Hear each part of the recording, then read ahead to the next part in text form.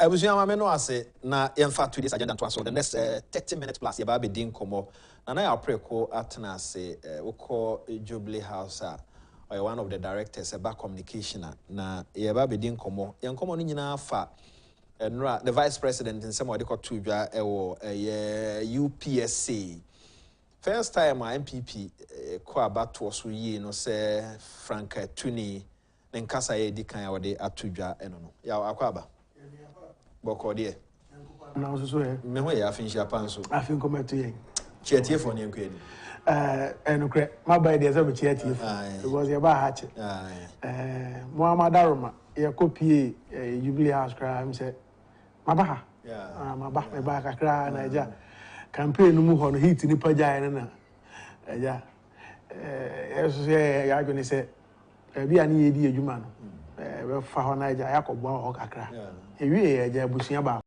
ko ma hu se mo boa o ye mo fa mo de mo boa ban mo boa new candidate na honorable Kenso so ba bi o bi asa abre mechia no ono so ja wada odo bi e di a kire yewura ba omia a ye nyina ye ni so e bom pa ye se ebre no duru wa o ba boa na ja ono so aso mu bi na ye nyina ye timi apaja enti ya ba fie ya ne mo ana wa ha ti ba bi ye de pem ye no e beto aso afri ho time na hit wo mpa no ma nte se wo kasa wo ba bia Debi ya na izi adwuma we na ye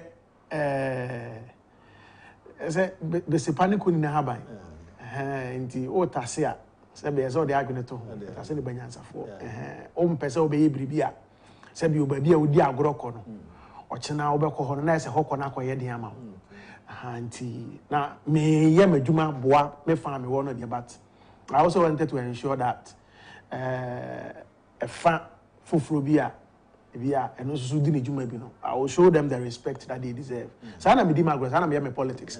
Because I me di area on board with in the corner campaign. We are one of the people who were at the forefront of Miami Justin Kodia's campaign.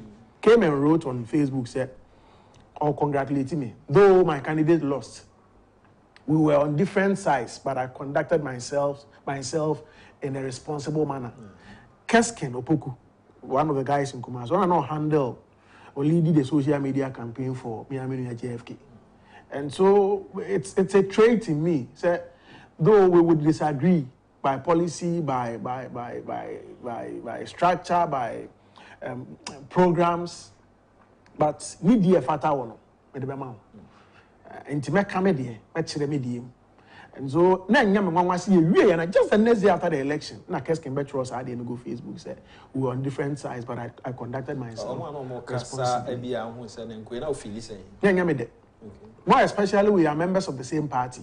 We know ube here will be being person Trimbe they say we are found one win into any agenda mamu about so. When we finish this, you must know that we are 8 years here. Yeah, trying to say Yankopon yard, Magana for be adwuma ye. On beti de bi emu aye den so on beti ase, chiri mo beto mo aso.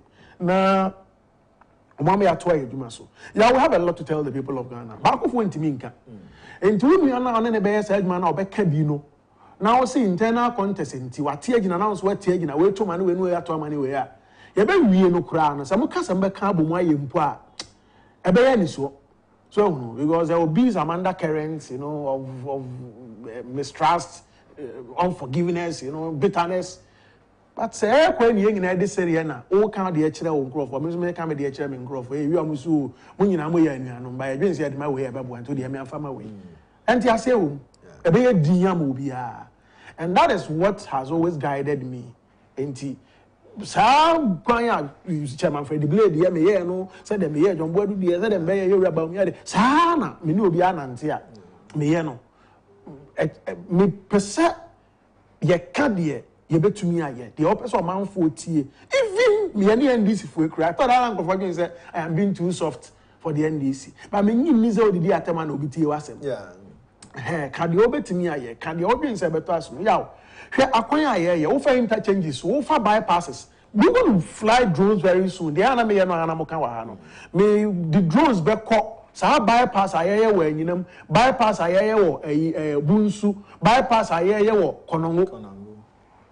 sika eko saade no mu no contractors ate ase anya gidie wo ya ban we mo ne ye saade no se wa anto aba ma MPP anto aso na osesa won sa kwan is ye nwie ya ombeja ato oh say no dey because we haven't finished paying them the brave no goodwill and a trust and a contractors dey here so what to aba ma ban bia won ni sa gidie ni ma no a obeja sa adwuma na wako na kakra no a ebi efiri aban hokoko se mu no this a bi amfie nan bi achi aban foforo bi ba ana bi amfie nwoto achi aban foforo bi ba look at what happened at Sofo line interchange so whom Sofo line aban back for 8 years obi amfa ne nsan katel say yen san ba biem ansan de ba be sa de na wi so we have a story to tell a reality and politics and today say the passion no be ko mum obekire mo akire Ghana fo mum say na ade ani tie o say na no kora ne tie say wan tie ase anya ntum amaya anya o say ya bi 8 years ntintina aye nkwa wan na eba ensunsun ye ben dia no de ba different and we are telling people over here say wan kire mu sa nkire Ghana fo na otie sabi odede bi enam krom no oman ni mayedin oman ni mayedin krom mayedin oman ni mayedin there's never been a year Ghana for I'm sorry I can't have with my every year. Whether I MPP and also NDC and also you're non sorry can say and then be a baby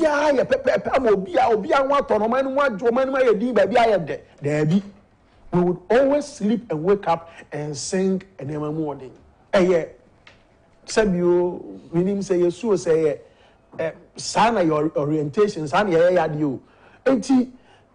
So many more din no say more din ampa and no say you about me kasa wo chire say we say beba ho yeah the average percentage increase in electricity tariffs per annum NDC time it was 50% every year now number of years no 50% no 50% no 50% no cumulatively electricity board do they can now between 12 and 15% average every year why they kunipa why they me and yonko Ghana but I am on yourself put one city cry and this back say hey and now the fact need to about people were asking on Twitter are these correct, are these the facts?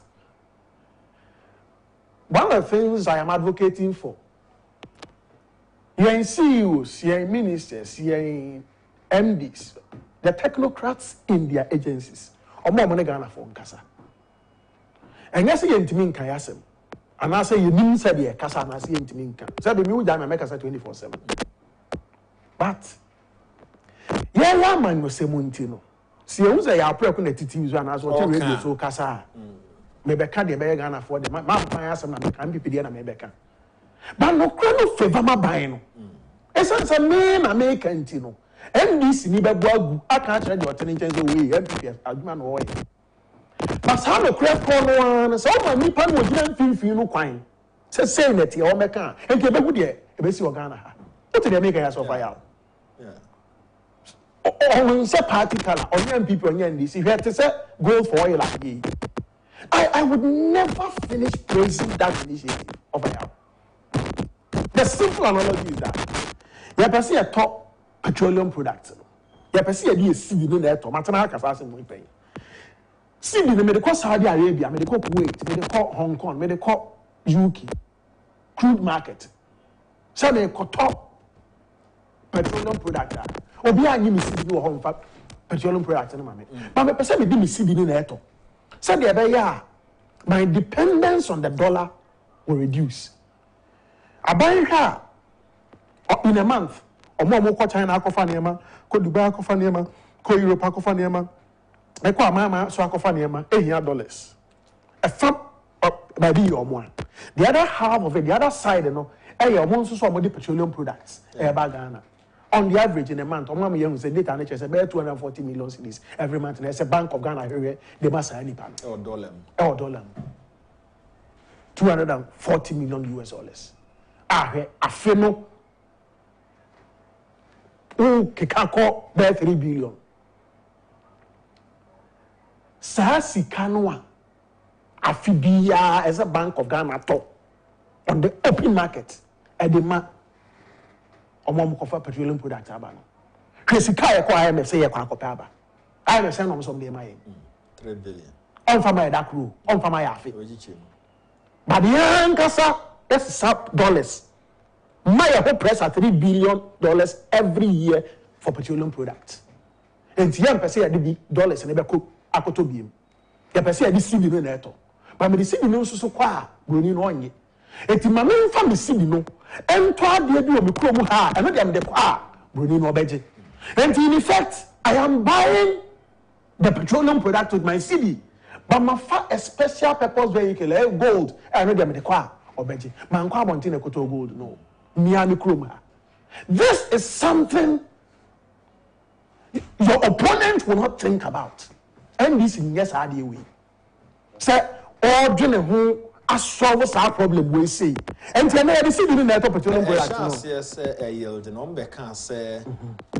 Petroleum product no enya papa ntina car se wo krom ha bia sha se enya problem san se mo de kwa no makofa petrol enya papa na mo de abre Ghana fo by the way petroleum products na ye kwa ye kokoto no enya sa wo ko market no a obi di ebi agu ho se we de obi ampenti fa gold no bra na bra meji o.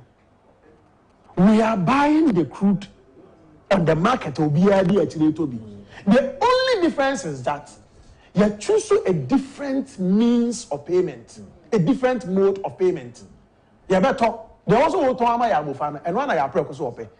They also want to ama focus, and one I Preko so pay. It's the same thing.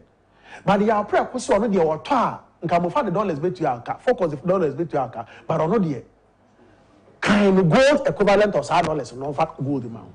The one also one no. Yes, I train in gold na $5. Sir, another party gold na ton na $5. You understand? All ban all $5 free the chrome one ma, but the gold never. It's out here see aje. And there are some who sell the crude and buy gold for storage. And you no crab one. And you have no other kwa the crude na kwa na ma ko tinchi na ko pe gold. How many be that the other was? So there are people who are even actually coming for this arrangement because of the gold. See or UPSC, His Excellency the Vice President, candidate for New Patriotic Party, and which we say for the first time or the Nensembe to Jan and Iswa de Punubebia or Mindy Free Baby drew and what the two your initial comment now for young queen. Good. You better Ghana for us. You better MPP for us. You better central for most of you better and Rami who. When you are brave, me who of a come quite so. Or that would be tired, ne quite fast way in a kaboom ye.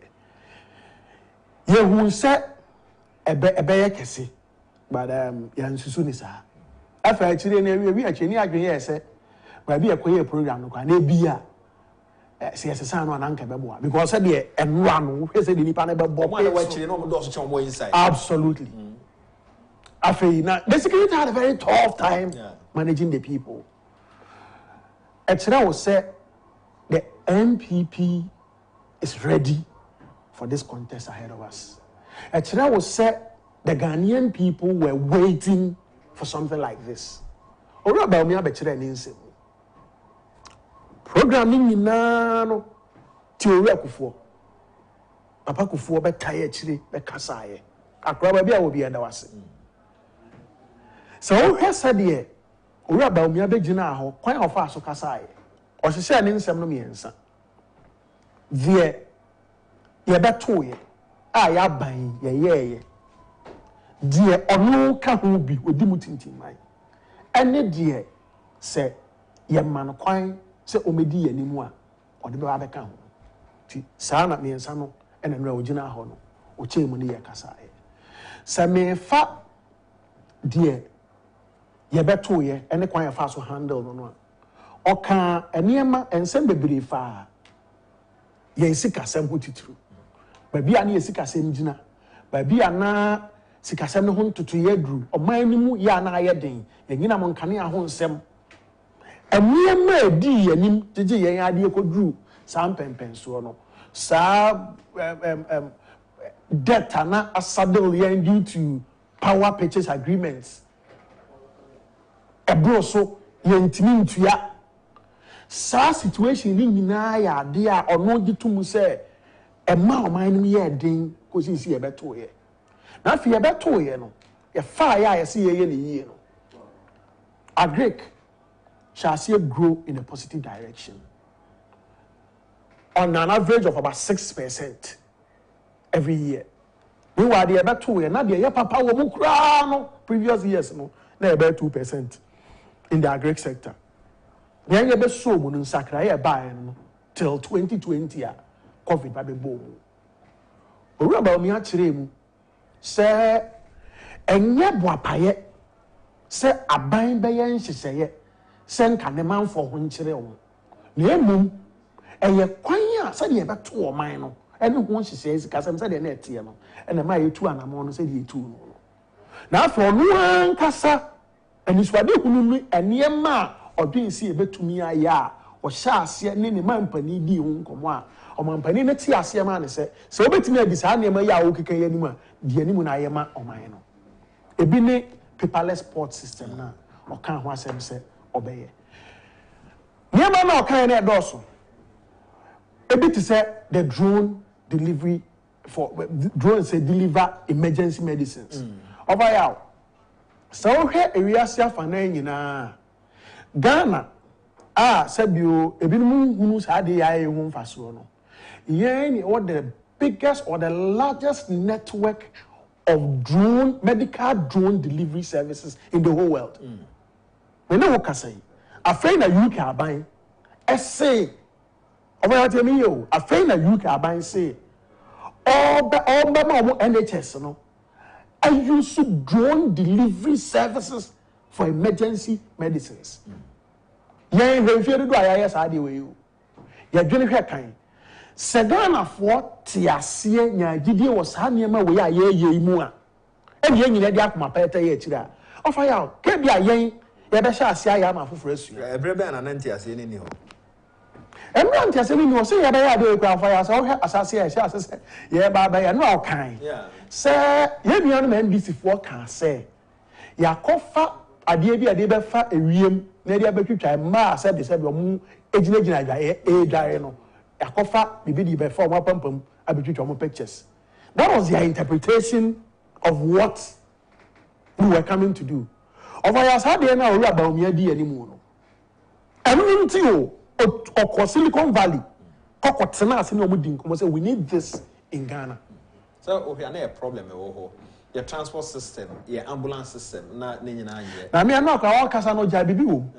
Joja wo mu a me medwen say ebi a hoka kana nke so de kan onim say students area nsohe why for thread drone delivery service no e ma na de nsohe nkrata no tra afraw no ba bi anan ka bi ansohe no ba bi for sha ase na ne e fa go tu ansa no ma sha ko so sha ase because we nyina start at the same time one ya bo pia ma obi a sha ase na fe na no mo de na nsuo so because so they call the previous day na so bi nsa kokokan asama e betimi aliki e dey say wo twen e ma nso he ne sha ase se ene so smartphones ni ne ma na ma bai o ma ba bi fo so sha ase ansa na hofo na sha ase a obi o tene dia no betimi atwa pictures and my friend place was hey adeni ni so ahunu etie pebre bia bra we no sha ase no ano e be boa ma mo so sha ase wa ya anyi ne ho say drone delivery services no be ba esa adwuma na kan ho enen kola na nso he no saade no na de nkrata ne koya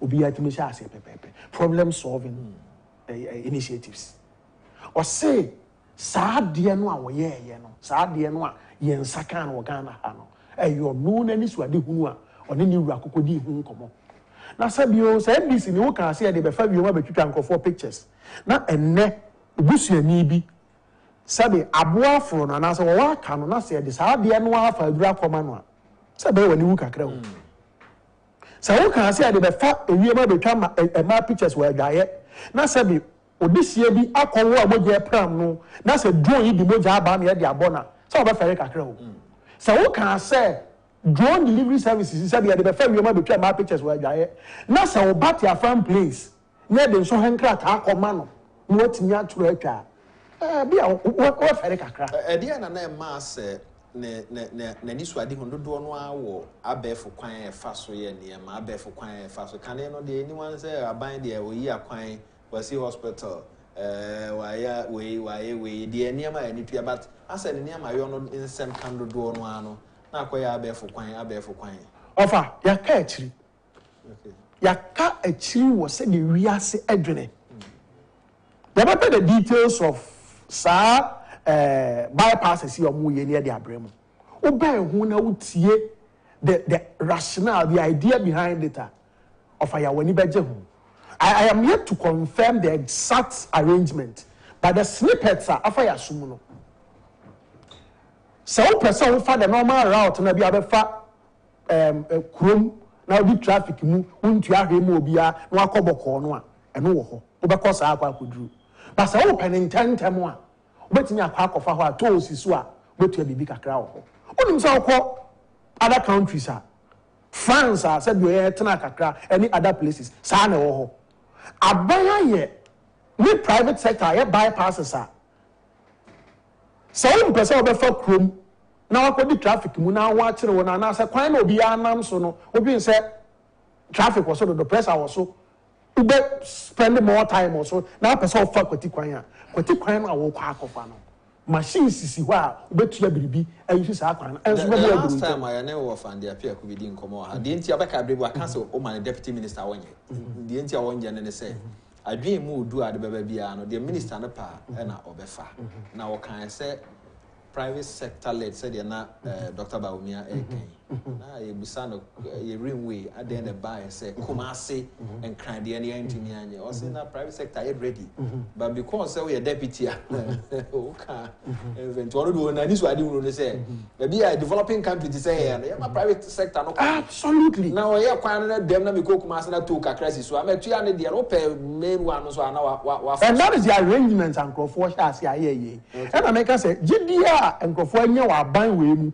etu sa na mo ndi omo musika hihye enema mu no sa wo sesa aban no na so wo se wonye bi mu a opportunities anke benya ni nyina ahwere ye this ye twen na aban na san ba because of ya ade ba ko so kwa ne say obia ni obi bedin sa wo so sa abre ya owura mama ba wo sen 4 years kwa wie na adwuma okọ 4 years na obedi a wa wie na adwuma wo okọ no ontimi o pesa o ne we do a long-term vision, a long-term plan. A better thing say, over trust no. So we 4 years back. Now then the best answer you know only 4 years in you know kono kono buy for bar. E be no be a longer spanner. No. Only na kwes answer no. But when ukuta bi mu a or twaso. Wa ye ben fie nso be ba kwa ka ho. O ye ba kwa kan we wa ye ngotwe. O ye bi twaso a edu mienu. O sa span no life span no time span ne mutwea woni ne yen hihye a wo gidie bi se emra wo ho a de be sa ne ma no we so de se bi a wo bai ka ya wo be sa ne ma no atu bi ka ko to ada se enti wo tama so na ne ebum na tira nge yesu ne kodi ni nsemu a tano na owura ya na ante ase no ka se ana okra ba wo bai mama me nyam se bi asikanti na wo ba wo on fie na ide so wa nwie na adwuma enti wo opeso obeto aso bebi ana nipa de ogbo ane ma na abo na bi a ogbo asie bebi obi anhunu ye enti opeso kurum ho dwena asan kokowura na ja bebi anope na mebusa ho asem ne nkomodiem cashless economy or shift sikasem nyina ne ho enema nyina de akọ abefo kwan so ono anso aka se ho eto no transactions wo ho no nso wanye so to including ye levy now shifted the echo na se ho to je ni ho a how do you manage the economy daddy enema mienu enye niema o se sei no a o tu obegya so to je no e no de be economy no cashless economy na work na nyina say ye be di adwuma all right me to asese metua ma aban but sanka me koto ade na aban boka printing notes we are so comfortable with that sebe baby afa ya me no me nyina enim de adri ya ni na me gina ATM ho kwa kope you know notes there say me wallet me na me spend And can't cry say schedule. I don't know phone so but I say schedule. Oh, Gina quite one out of the but then young problem. It looks like people are beginning to appreciate in the end by a check out on us with your mum or budget. So, but it has taken it so long to get to this point. Advance our press and one can one swap. Or the printing notes about in circulation, you know. Now, we notes it me say we're gonna hire some. We are got to go, yes, no. So, the risk associated with carrying sums of money on you.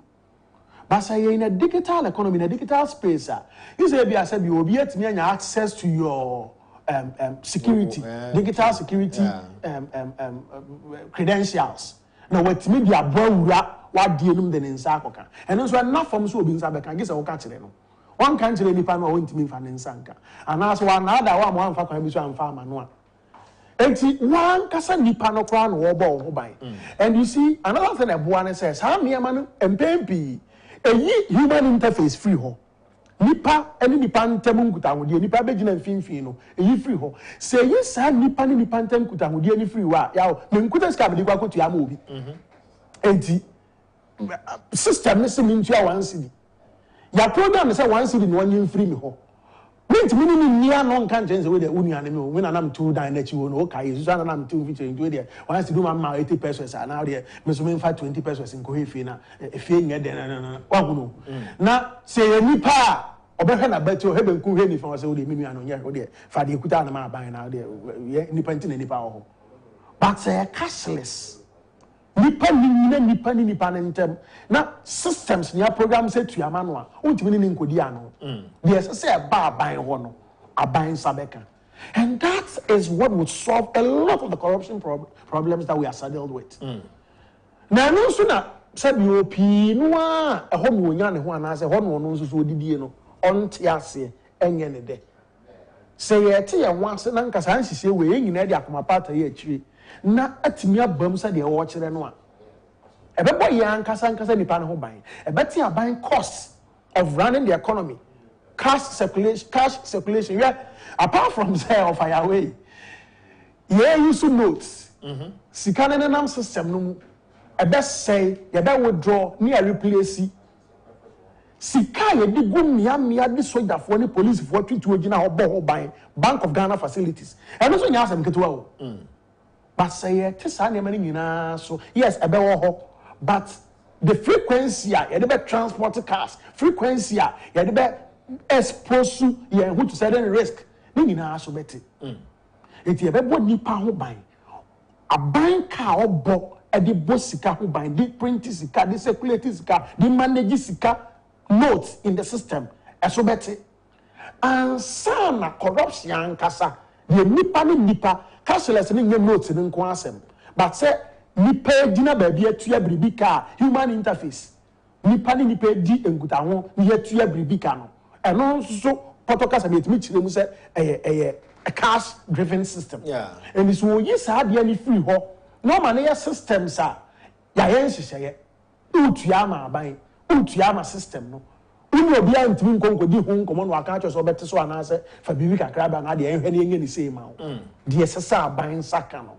Then sabe to me aka. Share yen property rate.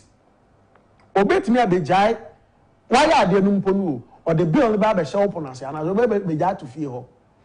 A fiati na on ma home follow up maybe sa will say.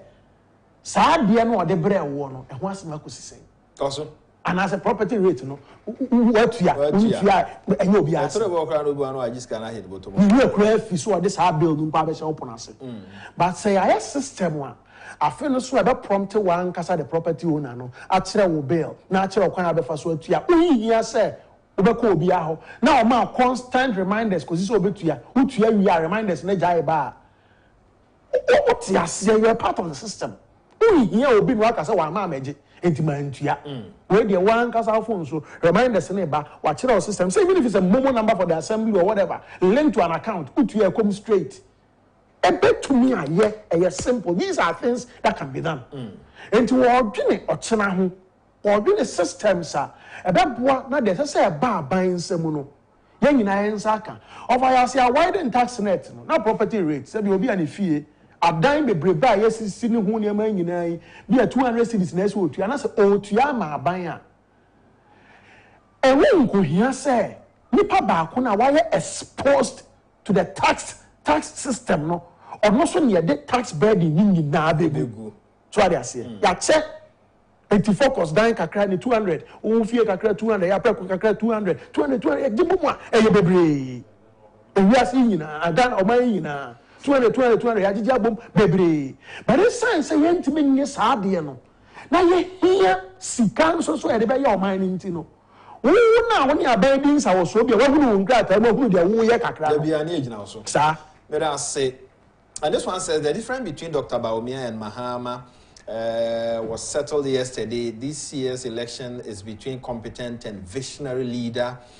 Okay, so baya that's it. Also text message out there.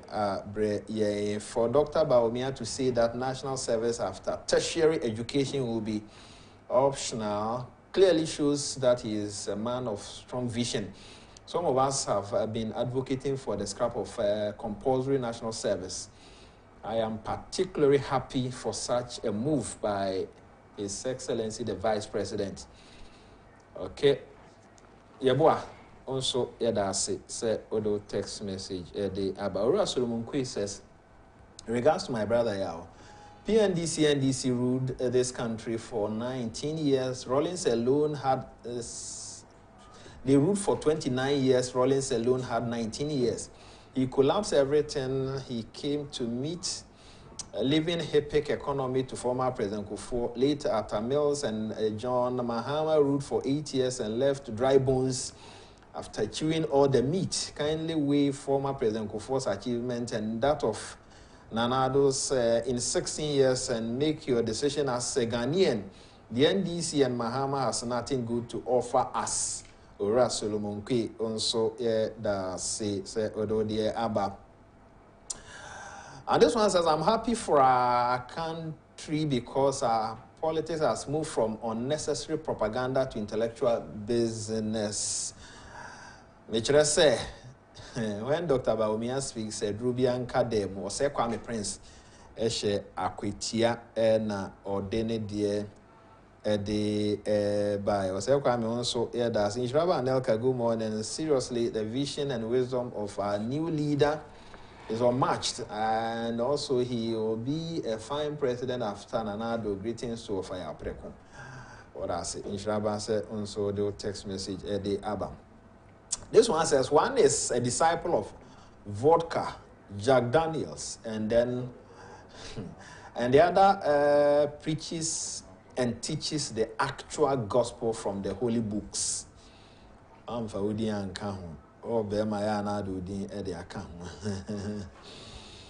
Someone's vision is to rename universities Nana Addo has named because they built it. Okay.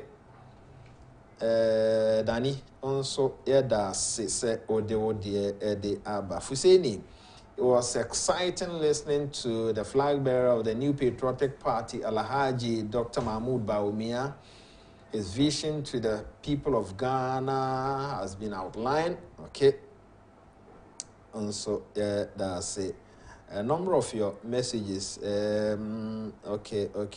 This one says, I heard you say you are happy. I will say you should be more than happy for there's hope for Ghana for years to come. Yesterday, His Excellency the Vice President, Dr. Mahmoud Bawumia, dazzled Ghanaians with his vision and mission statement. Ghana, those who flocked the UPSA left the place so relieved and proud. What I told people around was that the anti-MPP media outfit will try and then rubbish his speech as usual. You are right. And pay me home papers, maybe the almost lies and Dr. Bawumia and lies. Almost a moment. Yeah, Papa. I mean, to the run conclude, Mati. And your program. We have already a president who wants some of the two journal and Como. Make I will say, you are a dime or a 4-bedroom, and a bedroom, and a 2-bedroom apartment. Bedroom, 2-bedroom apartment, a year Jolu Junction, Perez Junction. ni aka no baako ewo New Achimota eben Hotel Di Joko baako enso ewo Race Junction Madina ha ena baako nso South of Anko ene ni aka no a 4 bedroom no 4 bedroom no bedroom bia wo washroom esan so ewo living room ewo dining room ena ya to wall e de afa ho kama papa stress a obekom akopa asase langase sem kopa cement blocks nsuo mason fu ebesi ama o chena meba ma na ya asem foforo ni nyina ye afiri ho edan no nso ne bo ewo from get in touch na tuaka bi opono na akọ na ja kofa wankasa ofie nwanwa se wo bankran ha nche oti abruchire enso obenya asase a eno no ewo Jowolo Junction anase ewo New Achimota won sa ase nanke yefe nsasa nenso so nyame adaro ma bi ababeda ho ayesi dan so ede yesi so 026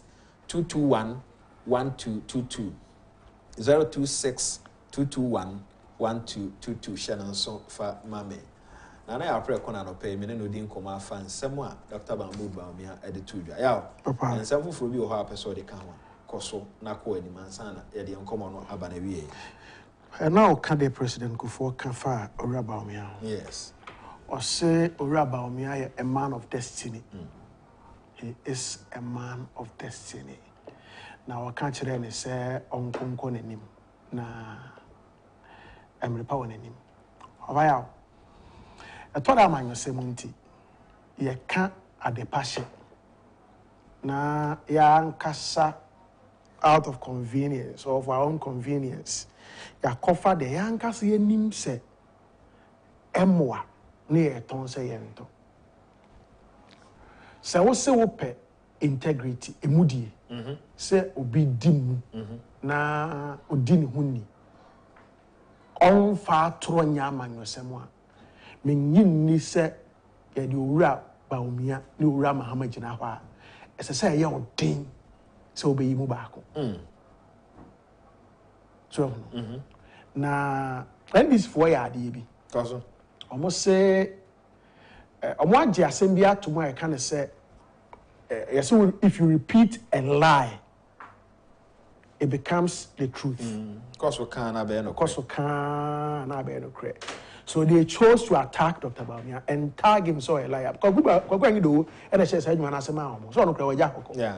But we can say na to ho and na onimu sasa bi wanya trofo. But young can to no so say oyo trofo. So bi obi oya amanyosem de o kan asem to ho na o china e bia obenya bi atwa de ayadanse atia no. Yeah. Because nipa no asem o kan wi ekọ.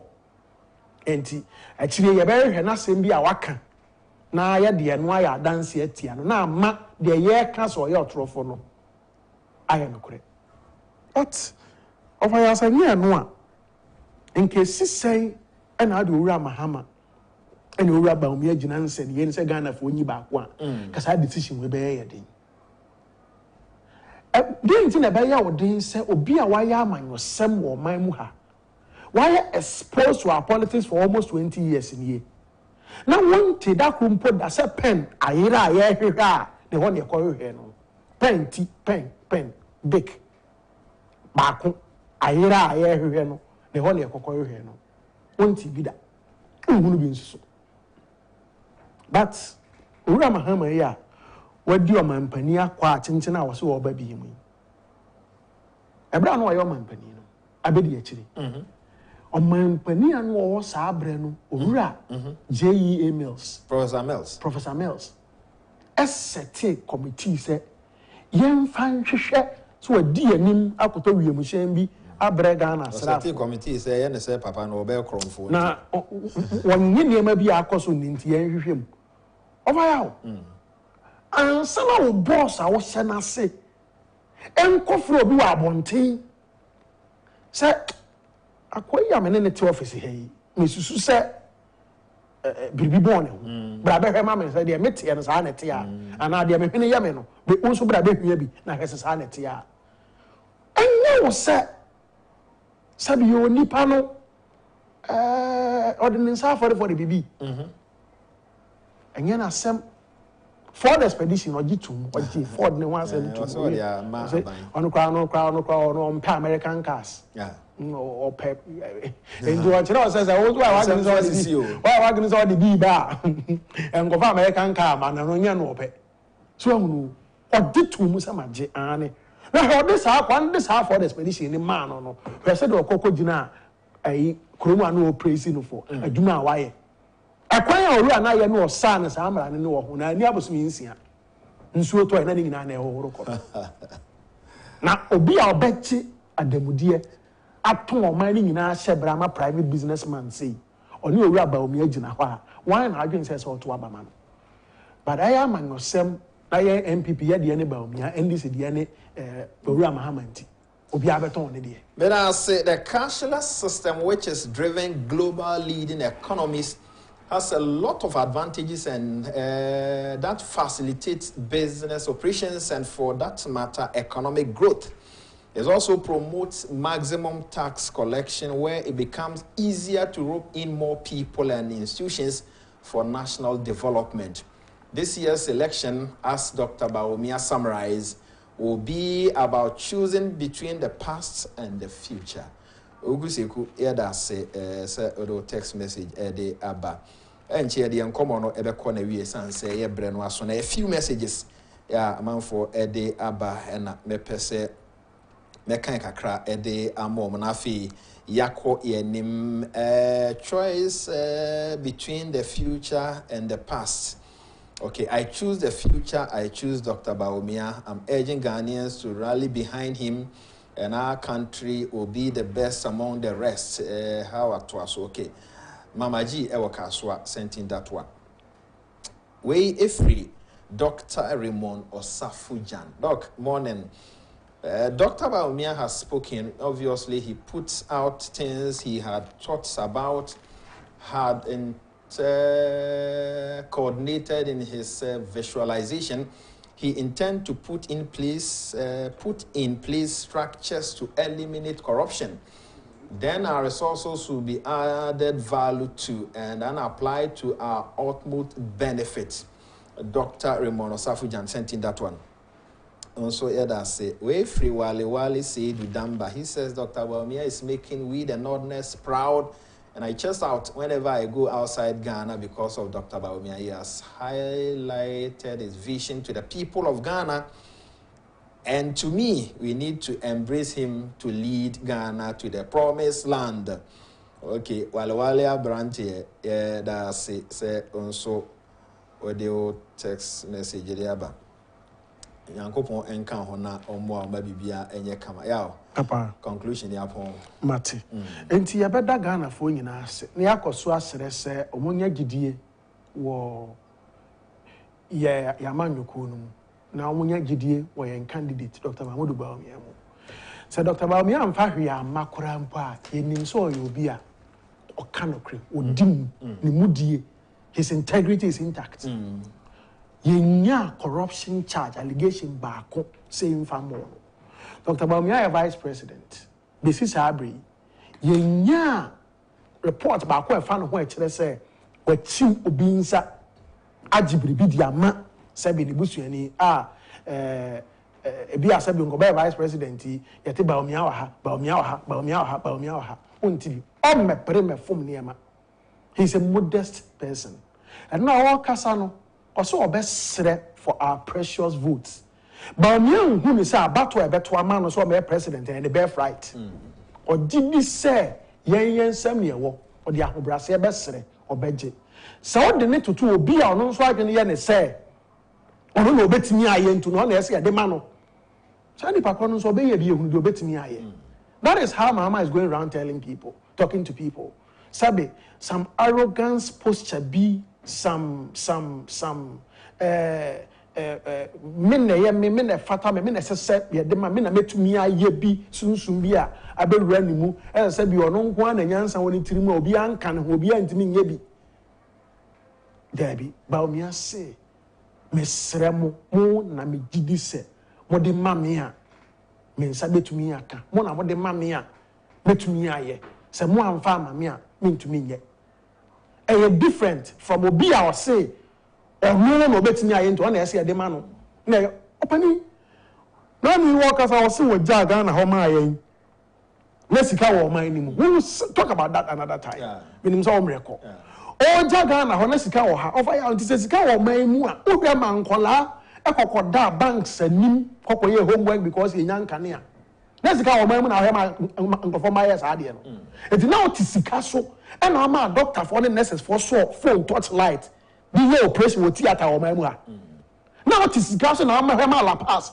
nkɔfɔ yi ɛnam free cold stores to go here because yɛni nkanea de yɛ adwuma ne ɛte sika so saa sika no ɔgya hɔ ma ntumi nsɔfo saa problems so ɛma Ghana fɔ na ɔte sika so na ɔfreeze public sector employment a wobɛka kyerɛ Ghana fɔ mmabu na ɔmo ate unemployed graduates association sɛ wonyɛ magician no ama ɔmo nnwuma na ɔte sika so and this same man is telling us you're clean and the most decent person to lead the country again.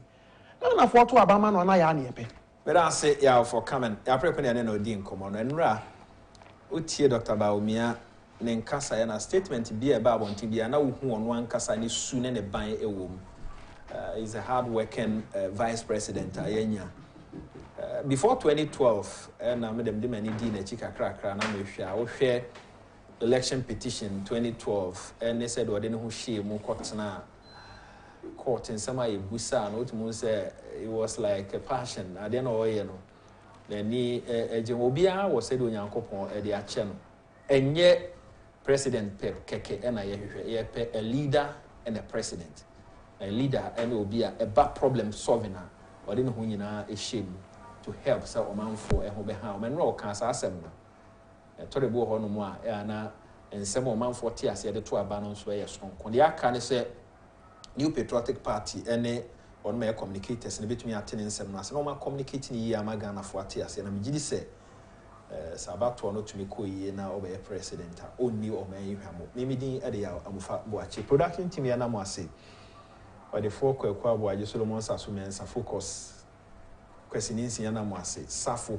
ohene e na wase na yena ejano enso so ne justice ase o MCR yes sorry so isika fie no to aso monto aso na monto Burundi ebe ya crowd on radio e de sika fie atwa also *274 *3# esika akra na ye che e de ama ye loyal listeners a omadi ye chi ache basika no ye ntumi emfrefre enti ya ye no draw ya boss ntonto said ye yesu ye na tade na ombo ntonto no we se me na mepe so okay ye nya draw enti ye draw na ye de no se ba se ye draw no ka se wo na sika no mra wo ho a e ba wo phone no so straight is abre ya make us obet me about *274 *3# no follow instructions na do be call number 2 na wa choose Oman FM na do call another platform na ho no condition kakra wo ho do momo no condition kakra bi wo ho na wa twen wo hu no se ye draw na sika no be ba wo phone so Burundi be ye sa de no wo bra or to aso e wo radio nyame ya admo channel pa ibishia